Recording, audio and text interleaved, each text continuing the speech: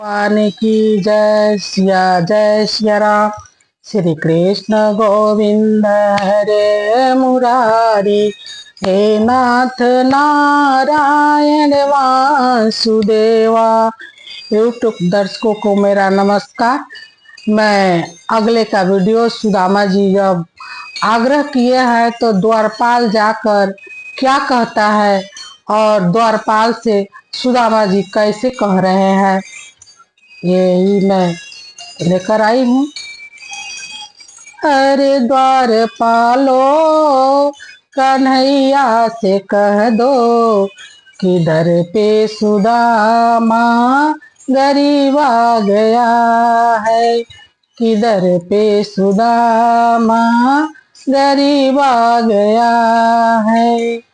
भटकते भटकते न जाने कहाँ से तुम्हारे महल के करीब आ गया है। भटकते भटकते न जाने कहाँ से तुम्हारे महल के करीब आ गया है। न सर पे है पगड़ी न तन पे है जामा। न सर पे है पगड़ी न तन पे है जामा। नाम बता रहा अपना सुदामा। नाम बताता है अपना सुदामा। अरे द्वारपालो कन्हैया से कह दो किधर पे सुदामा गरीब आ गया है। किधर पे सुदामा गरीब आ गया है। द्वारपाल जा करके द्वारकाधीश से प्रभु श्री कृष्ण जी से ये सब बातें बता रहा है कि हे प्रभु, ओ ब्राह्मण अपना नाम सुदामा बता रहा है और वो आपको अपना मित्र परम मित्र बता रहा है। जैसे ही द्वारपाल ने सुदामा नाम रखा, सुदामा नाम सुनते ही प्रभु पागलों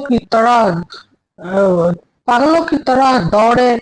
सुदामा सुदामा करते हुए पैर में अपना जूता भी नहीं पहने, पीताम्बरी भी नहीं लिए, दौड़ते हुए चले आ रहे हैं।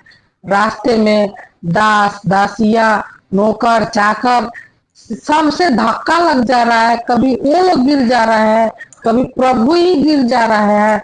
ऐसे दौड़ रहे हैं, दौड़ते हुए आ रहे हैं। इधर सुदामा जी को काफी इंतजार करना पड़ा, देर हो चुका था।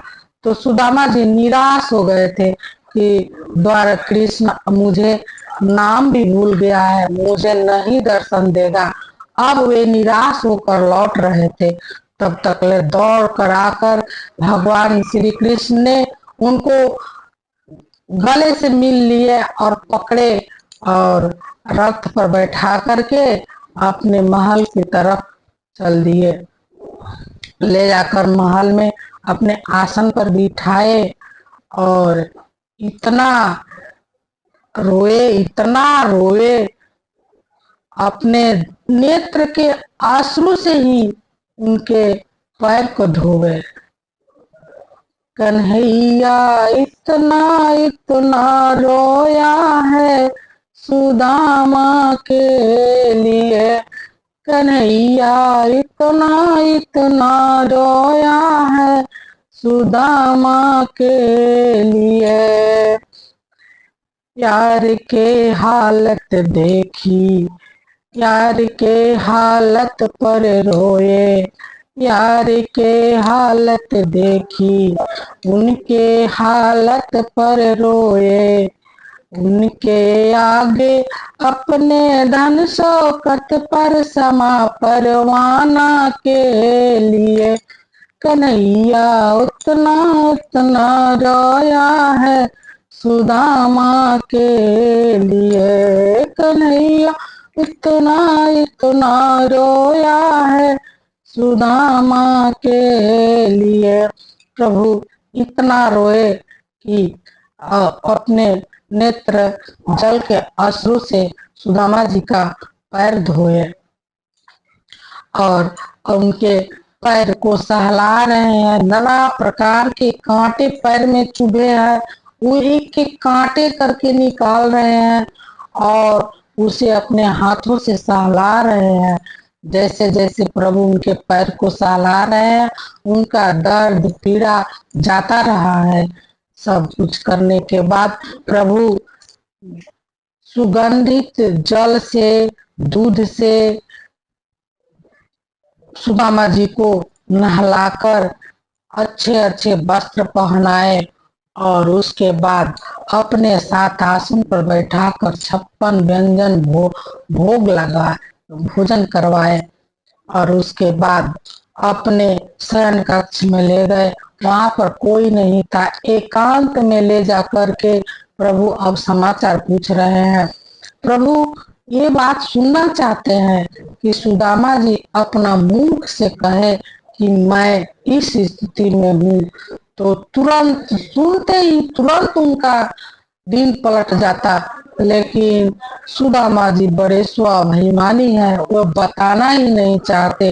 प्रभु इधर उधर घुमा फिरा कर पूछना चाहते हैं, पूछ रहे हैं कि हे सुदामा, हम लोग जब पढ़ते थे गुरु जी के आश्रम में, उसके बाद से अभी हम लोग का दर्शन हुआ है, मुलाकात हुई है।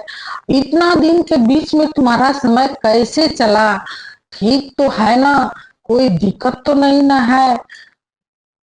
बार बार पूछने पर भी सुदामा जी बोल देते हैं हाँ ठीक है, कोई दिक्कत नहीं, कोई दिक्कत नहीं।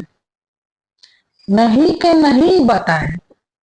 उसके बाद पूछे अच्छा ये बताओ कि भाभी मेरे लिए कुछ उपहार दी है? तो वो भी नहीं दे रहा है।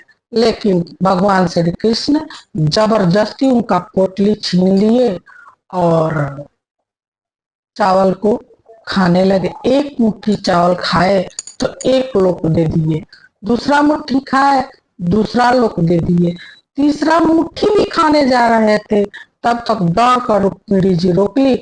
नहीं प्रभु, बस अब बस कीजिए, और भी आपके भक्त हैं, आपके पास कुछ रह ही नहीं जाएगा तो और भक्तों को दया कैसे करेंगे? रोक ली। सुदामा जी को कुछ भी पता नहीं है कि मेरे पीछे में क्या हो रहा है।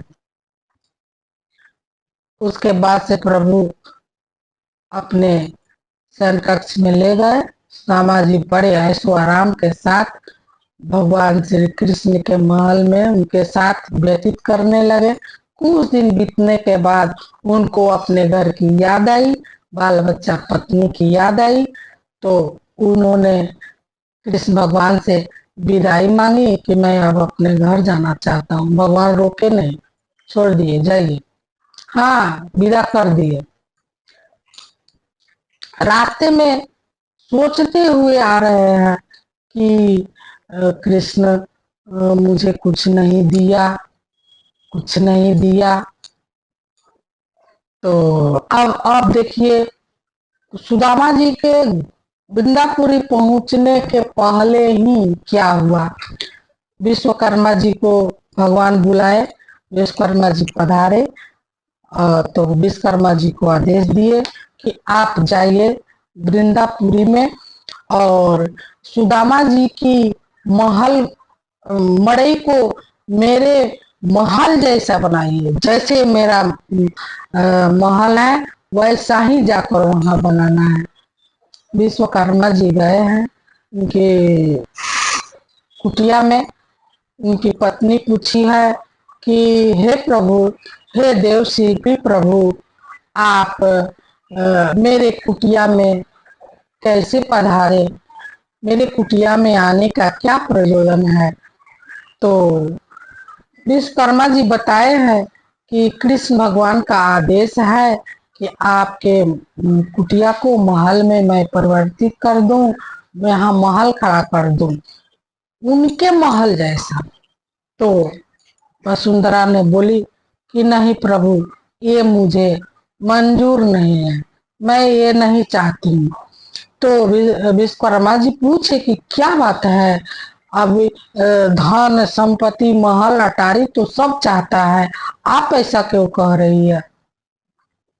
तो मैं इसलिए कह रही हूँ कि वृंदापुरी गरीबों की नगरी है, एक महल अच्छा नहीं लगेगा, एक मेरा महल हो जाए और सारे वृंदापुरी कुटिया में रहे, ये मुझे अच्छा नहीं लगता।